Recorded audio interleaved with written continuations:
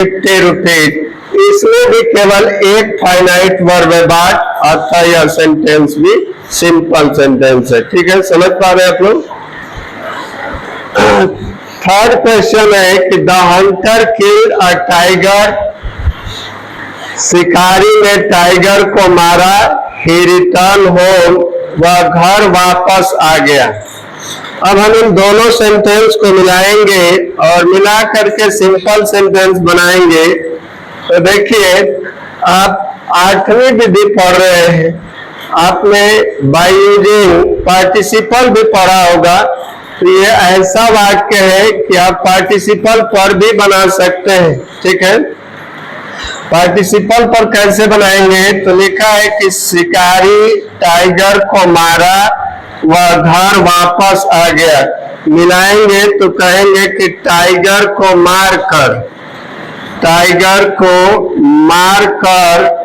शिकारी घर वापस आ गया। शिकारी घर वापस आ गया।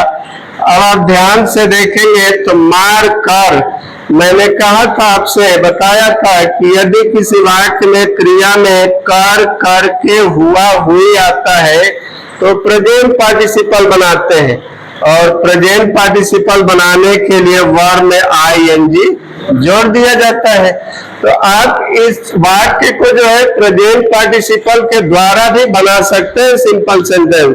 प्रेजेंट पार्टिसिपल के द्वारा बनाएंगे तो किल्ड का फर्स्ट फॉर्म लिखेंगे किल, और उसमें आईएनजी जोड़ के प्रेजेंट पार्टिसिपल बना लेंगे किलिंग अ टाइगर। टाइगर को मारकर, जहां फुल स्टॉप है वहां कामा दे देते हैं।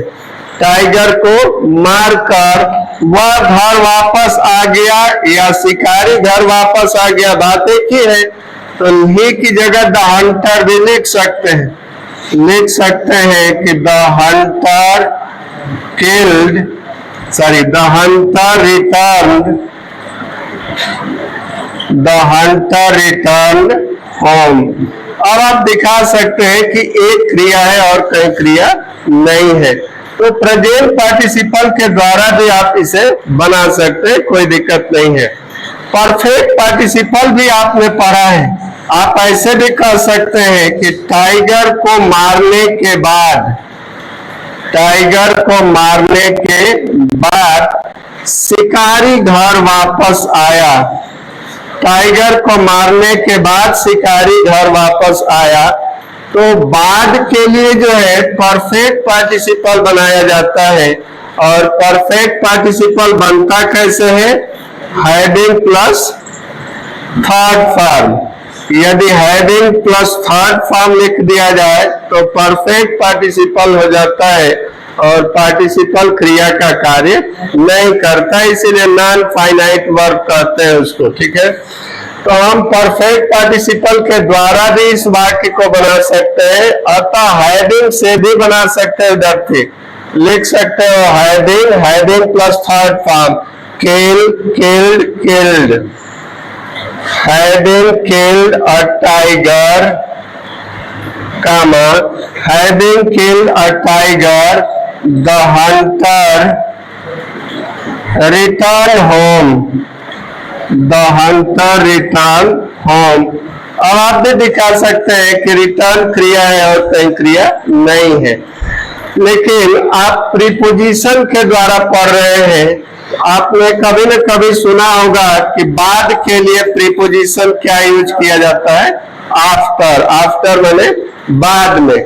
तो प्रीपोजिशन के द्वारा भी इस वाक्य को आप सिंपल सेंटेंस बना सकते हैं। ठीक है, लेकिन ध्यान रखेंगे यदि आप प्रीपोजिशन का यूज करना चाहे तो आपको जिरंड बनाने की आवश्यकता होगी। कैसे? तो बाद के लिए तो आप आफ्टर लिख लिए, और मारने के बाद ना लेनी, अगर क्रिया में ना लेनी आता है तो क्या बनाते हैं? जिरंड। और जिरंड कंस कैसे बनता है? वर्ब प्लस आईएनजी से। समझ रहे हैं ना? तो टाइगर को मारने के बाद, तो बाद के लिए आप प्रीपोजिशन आफ्टर लिख लिए, लेकिन मारने नाने नहीं आ रहा है तो आपको जिरंड की आवश्यकता होगी जिरंड बनाने की, अतः आप जिरंड बना दीजिए। जिरंड बनाने के लिए किल्ड का फर्स्ट फॉर्म लिखेंगे किल और इसमें आईएनजी जोड़ देंगे। After killing a tiger, tiger को मारने, नाने नहीं आ रहा है ना, तो टाइगर को मारने के बाद शिकारी घर वापस आया, लिख सकते हैं कि द हंटर रिटर्न्ड होम। अब आप दिखा सकते हैं कि सर एक क्रिया रिटर्न और कई क्रिया नहीं है।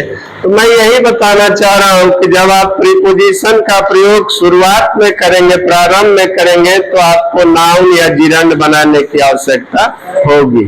समझ पा रहे? नंबर 4 देख लीजिए, लिखा है कि हमारा हस्बैंड डाइड, उसका पति मर गया। सी हर्ड द न्यूज, वह समाचार सुनी। सी फेंटेड, वह मूर्छित हो गई। ये 3 वाक्य है, तीनों वाक्यों को मिला करके हमको एक वाक्य बनाना